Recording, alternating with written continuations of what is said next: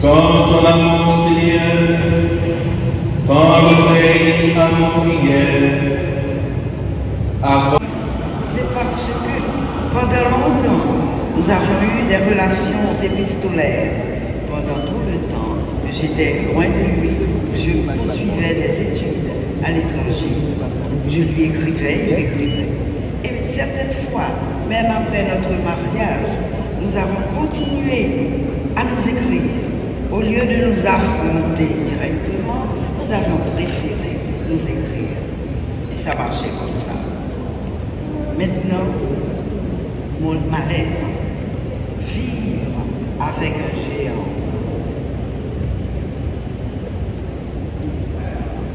Tu tiens? Franck, mon amour, c'est l'âme endolorie que je t'écris, cette ultime lettre avant ton départ pour l'au-delà. Tu n'auras pas à y répondre, je le ferai pour toi dans mon cœur. 55 ans depuis que toi et moi vivons ensemble, respirons le même air, partageons presque tout. Ton ombre géante plane dans la maison, dans le bureau, dans ton atelier. Ton souffle bat encore dans chaque molécule d'air, sur tout ce qui y vit, sur tout ce qui bouge. En tant qu'homme public, tout a déjà été dit sur toi.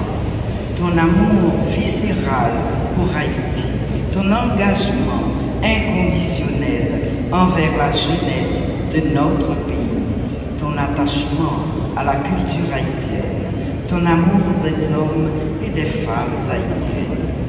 Franck, inventeur de mots, inventeur de situations, inventeur de formes et de couleurs. Tu m'as inventé, tu m'as façonné, tu m'as sublimé. Franck, que serait ma vie sans toi? Je n'ose pas l'imaginer. Je n'ai point de mots pour te décrire l'effet de ton départ. C'est un peu le renversement du monde, le renversement de mon monde. Tu as eu des ennuis de santé qui m'ont beaucoup paniqué. AVC, surdité, cancer de la prostate et ce maudit Covid qui venait des Chinois, aimerais-tu répéter? Tu t'es échappé comme à la cloche de bois au moment où on s'y attendait le moins. Tu avais même regagné un peu d'énergie. Tout le monde s'émerveillait de te voir avec tant de fougue défendre tes points de vue à la télévision. Quelle figure, disait-on, malgré cette douleur résiduelle que le Covid t'a laissée aux doigts et aux jambes.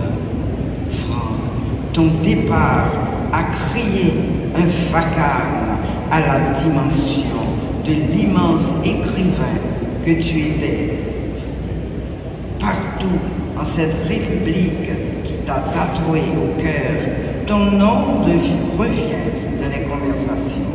On tente de mesurer l'étendue de ton personnage. Tes amis en Europe francophone, au Québec, aux États-Unis sont fiers des témoignages qui t'encensent, te glorifient comme un créateur hors pair qu'Haïti met au monde une fois par siècle. Comment Stéphane et Rudy, ainsi que tes petits-enfants, vivent-ils ces deux séparations? Stéphane et Rudy sont nos enfants. Stéphane est une fille. Et moi, ta Marie des îles, je suis dévastée. De quelle couleur sera l'avenir sans toi? Je garderai comme mantra ta phrase. Dieu de vie, Dieu vivant, Dieu d'amour, Dieu de lumière. Que la divine intelligence de l'énergie universelle me guide et me protège. Bien entendu, les choses vont changer. Mais comment déconstruire nos habitudes? Celles précisément qui donnent goût à la vie. Comment faire le chapelet des 1000 merci Jésus sans toi? Comment assister seul dorénavant à la messe de Notre-Dame de Lourdes et écouter ton chant favori, le Holy Spirit? Je puiserai, si Dieu le veut, le courage nécessaire à travers les milliers de pages de spirales que tu as laissées dans ta peinture, ta poésie, tes chants, ta foi qui m'a apporté rêves et frissons. Nous avons beaucoup voyagé. Je commençais à écrire mon petit reportage dans l'avion de retour. On s'est construit une maison qui a été très affectée par le séisme de 2010. Tu as eu le courage de la reconstruire malgré les avis contraires. On y a reçu des présidents, des ministres, des ambassadeurs, des artistes, des écrivains, des gens d'église, des amis, des gens sans titre. Toujours avec la même chaleur, les mêmes égards et le même respect. Ta présence rassurait, ton discours apaisait, ton rire dynamisait. Comment allons-nous vivre sans tout cela, Franck? Dis-moi comment. Tu avais tes petits défauts, mais faut-il les rappeler ici? Non, ils ne font pas le pouvoir devant tes noms. Passons-les sous silence. Mérite notre attention. Tu parles toujours de la divine intelligence universelle. Ton énergie peut-elle se dissiper avec ton corps physique?